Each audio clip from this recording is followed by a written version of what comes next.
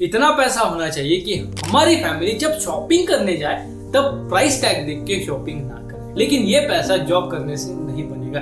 आपने कितने भी ओवर टाइम कर लिए अपने रिटायरमेंट तक, तब भी इतना पैसा नहीं बनेगा। मैं आपको डिमोटिवेट नहीं कर रहा हूँ। ये अगर आपको अचीव करना है तो आपको प्योरली इन्वेस्टमेंट करना पड़ेगा। सो अभी आपको ये तो समझ में आ चुका होगा कि आपको इन्वेस्टमेंट करना पड़ेगा। सो अभी इन्वेस्टमेंट करने के लिए हमारे पास 3 से 4 ऑप्शन होते हैं, जैसे कि म्यूचुअल फंड, डायरेक्ट इक्विटी और ईटीएफ। सबसे पहले बात करते हैं म्यूचुअल फंड के बारे में। म्यूचुअल फंड एक ऐसा इन्वेस्टमेंट टूल है जिस चीज के अंदर बहुत सारे इन्वेस्टर्स साथ में आते हैं, पैसा कलेक्ट करते हैं और एक कंपनी को दे देते हैं, और वो कंपनी एक फंड मैनेजर रखती है जो कि हमारे लिए स्टॉक मार्केट के अंदर पढ़ाई करता है और हमारे पैसे इन्वेस्ट कर देता है और हमें वादा करता है कि इस इंडेक्स से अच्छा रिटर्न ला के दे। तो अभी इंडेक्स क्या होता है? इंडेक्स यहाँ पे 2 तरह के आते हैं, निफ्टी 50 और सेंसेक्स। तो अभी निफ्टी 50 क्या है? निफ्टी 50 एक ऐसा इंडेक्स है जिसके अंदर इंडिया की टॉप 50 कंपनीज लिस्टेड होती है, और सेंसेक्स एक ऐसा इंडेक्स है जिसके अंदर इंडिया की top 30 best performing companies listed है। सो अभी आपको इंडेक्स समझ में आ चुका है। सो अभी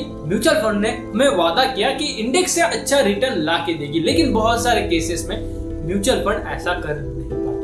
बहुत ज्यादा ट्रेड कर देता है इंडेक्स को बीट करने के लिए, लेकिन हमें अच्छी रिटर्न ला के नहीं देता। म्यूचुअल फंड सिलेक्ट करते वक्त आपको बहुत सारी चीजें देखनी पड़ती है, कितना % हमें रिटर्न ला के देता है, साथ ही साथ इसका फंड मैनेजर कौन है और ये कौन सा फंड है, ग्रोथ फंड है, डायरेक्ट फंड है, मल्टी कैप है, फ्लेक्सी कैप है। बहुत सारी चीजें देखनी पड़ती है, और एक नया व्यक्ति जिसको इस चीज के बारे में नहीं पता वो बहुत ज्यादा कंफ्यूज हो जाता है और अच्छे से इन्वेस्टमेंट नहीं कर पाता, और शायद ऐसा भगवान ना करे कि वो गलत फंड चूज कर ले, अपना सारा पैसा उसके अंदर डाले और वो म्यूचुअल फंड बहुत गंदा परफॉर्म करे, एफडी से भी गंदा परफॉर्म करे, तो उसके सारे पैसे तो चले जाएंगे। तो अभी म्यूचुअल फंड थोड़ा एक्सपेंसिव भी है, थोड़ा रिस्की भी है। फिर अभी बढ़ते हैं सेकंड ऑप्शन की तरफ, जो कि है डायरेक्ट इक्विटी। डायरेक्ट इक्विटी के अंदर कौन इन्वेस्ट करता है? एक ऐसा इंडिविजुअल जिसको स्टॉक मार्केट के बारे में सब कुछ पता है, फंडामेंटल्स जानता है, टेक्निकल जानता है और खुद ब खुद बहुत ज्यादा रिस्क लेने की भी कैपेबिलिटी रखता है, वो डायरेक्ट इक्विटी के अंदर जाता है। और डायरेक्ट इक्विटी के अंदर कौन कितनी रिटर्न लाता है ये टोटली उसकी स्किल्स के ऊपर डिपेंड होता है, और डायरेक्ट इक्विटी इन्वेस्टर मार्केट से अच्छी रिटर्न भी ला सकता है। और अभी कुछ ऐसे इन्वेस्टर जिनको सेफ गेम खेलनी है वो इन्वेस्ट कर सकते हैं इंडेक्स फंड के अंदर। तो अभी इंडेक्स फंड जैसे कि मैंने आपको बोला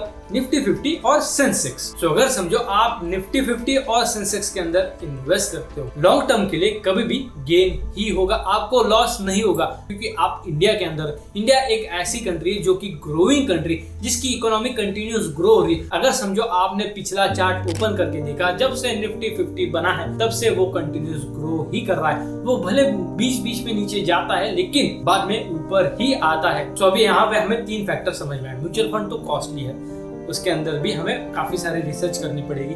दूसरा, डायरेक्ट स्टॉक के अंदर तो बहुत ज्यादा पढ़ाई होनी चाहिए, अगर समझो वो नहीं आता तो ये भी बहुत ज्यादा रिस्की।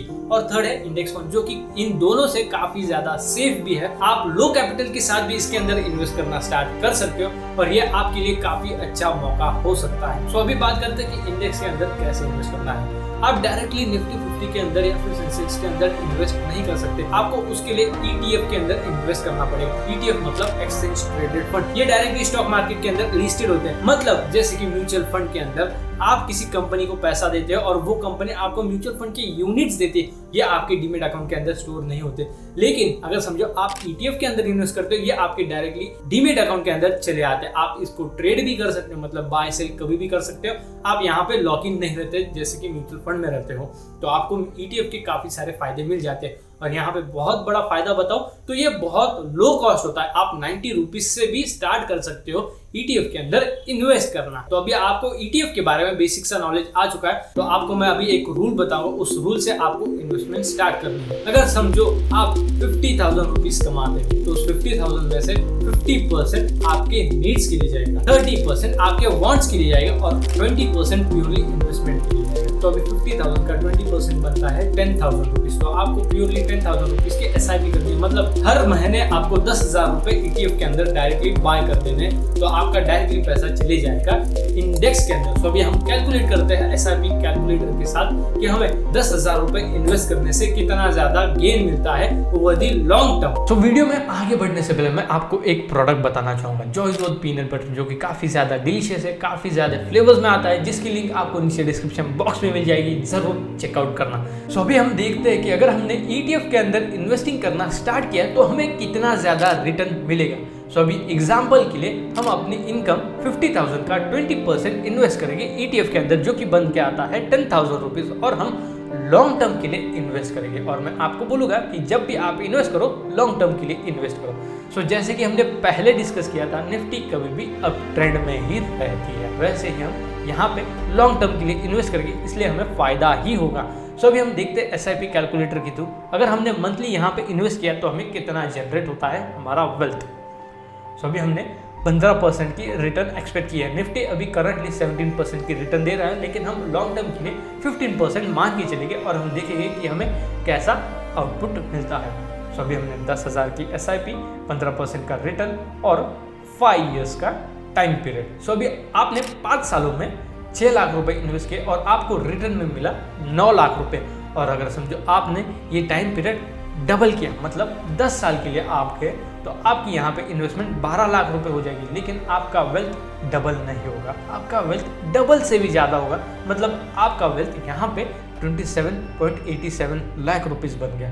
और अगर समझो आपने अगर वापस से टाइम फ्रेम डबल की, मतलब 20 साल की, तो अभी 20 साल बाद आपने यहाँ पे इन्वेस्ट किए होंगे 24 लाख रुपीज़, लेकिन आपको आउटपुट में मिलेगा 1.52 करोड़। मतलब यहाँ तक 20 सालों में आप करोड़पति बन चुके होंगे। लेकिन हमने प्लान किया था 30 सालों के लिए, क्योंकि हम लॉन्ग टर्म के लिए इन्वेस्ट कर रहे हैं। और अगर समझो आपने 30 सालों के लिए यहाँ पे वेट किया तो आपके पास यहाँ पे अभी हो गए 7.1 करोड़ रुपीज़, और आपने बस यहाँ पे इन्वेस्ट किए होंगे 36 लाख रुपीज़। सो आप देख सकते हो कि पावर ऑफ कंपाउंडिंग से आप कैसे इजीली पैसे वाले बन सकते हो अगर आपको स्टॉक मार्केट के बारे में कुछ भी नहीं पता। बस यहाँ पे एक ही बात चाहिए, डिसिप्लिन चाहिए कि आप मंथली आके कुछ SIP करोगे। और अगर समझो आपके पास अभी इनकम कम है तो मैं आपको रेकमेंड करूँगा कि आपके पास जितना भी पैसा है, 500 रुपये, 200 रुपये, उससे स्टार्ट करो और खुद को इन्वेस्टिंग की आदत लगाओ, ताकि आप लॉन्ग टर्म में जब आपके पास पैसा आ जाएगा तब आप इन्वेस्टिंग करना स्टार्ट करो। सो अगर समझो आपको ये वाला वीडियो पसंद आया है तो मैं रेकमेंड करूँगा कि आपको ये वाली सीरीज़ भी ज़रूर पसंद आएगी, ज़रूर चेकआउट करना, जो कि बनी है स्मॉल केस